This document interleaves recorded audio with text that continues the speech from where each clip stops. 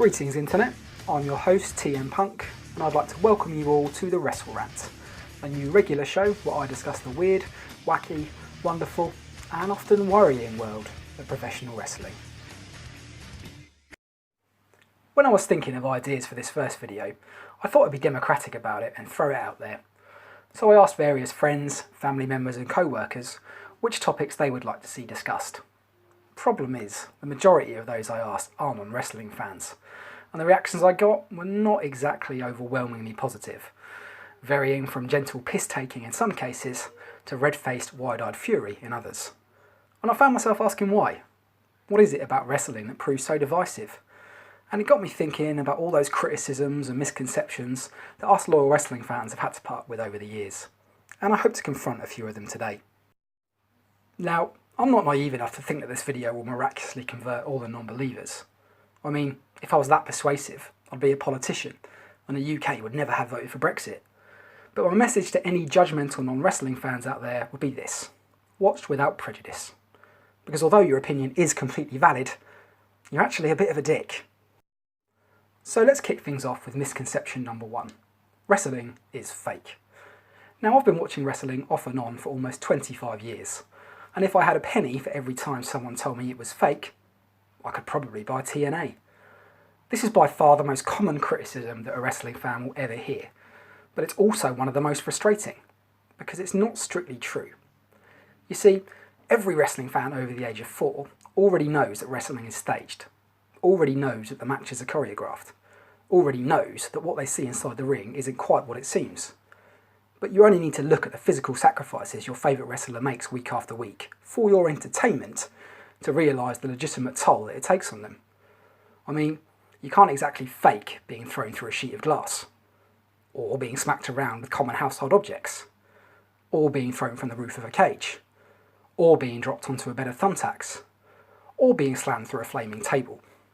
Sure, these stunts are done in a controlled environment and the wrestlers trained to minimise the damage they cause. That doesn't mean they're not very real. Yes, wrestling is obviously scripted, but guess what? So is Game of Thrones. And that doesn't stop the internet from breaking every time a new episode airs. In this context, I actually think the term fake is grossly unfair when talking about wrestling. When I hear that word, it suggests that something is cheap, illicit, not worthy of my time or attention. And I suppose in this respect, you could draw parallels between wrestlers and Hollywood stuntmen or circus performers. Yeah, the stunts they do and the routines they perform are planned in advance and carefully rehearsed to avoid any harm.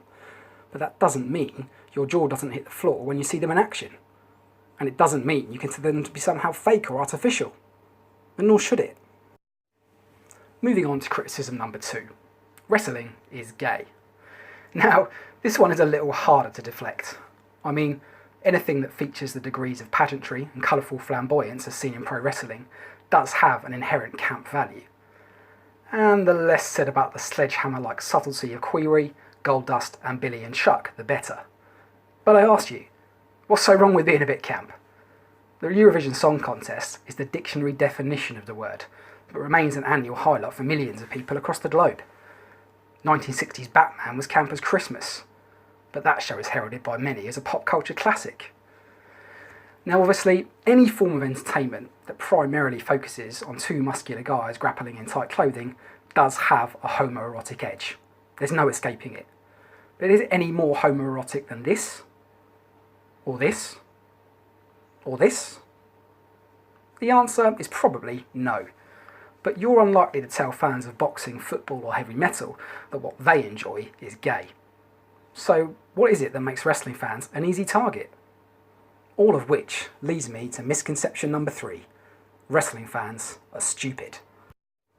Now, I don't care who you are. Nobody likes being called stupid.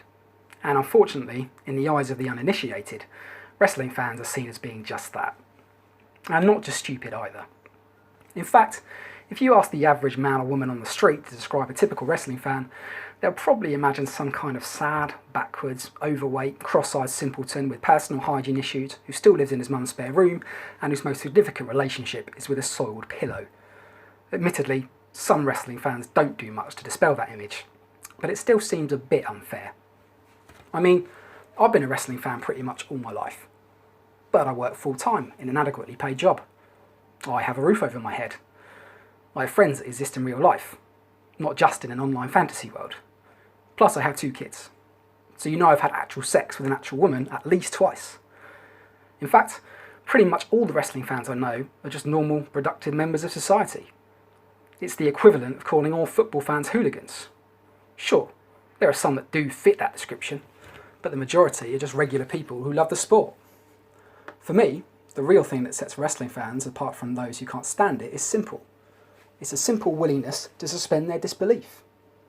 Like I said earlier, we know that what we're watching is little more than a violent pantomime, but if we set aside our 21st century cynicism and immerse ourselves in the action, the rewards are plentiful. Does the fact that Walter White is played by the same guy as the goofy dad from Malcolm in the Middle put you off binge watching Breaking Bad in your underpants? No, because that's your chosen form of escapism, and there's nothing wrong with that. Some people prefer to collect stamps. Others like to drink alcohol until they pass out in a pool of their own vomit.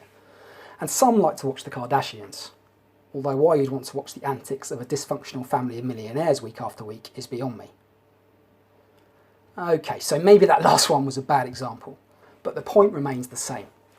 If someone enjoys watching wrestling, it doesn't make that person stupid. It just means that that's how they choose to have fun. And just because you don't get it, why would you want to go out of your way to ruin someone's fun? It's like telling a kid that Santa Claus or the Easter Bunny doesn't exist. It's just not very nice. And people will think you're an arsehole. Well, that's about it for this edition of the Wrestle Rant. If you enjoyed this video, please leave a comment below and like, share and subscribe. And even if you didn't, share it anyway, so you and your mates can talk about what a douchebag I am.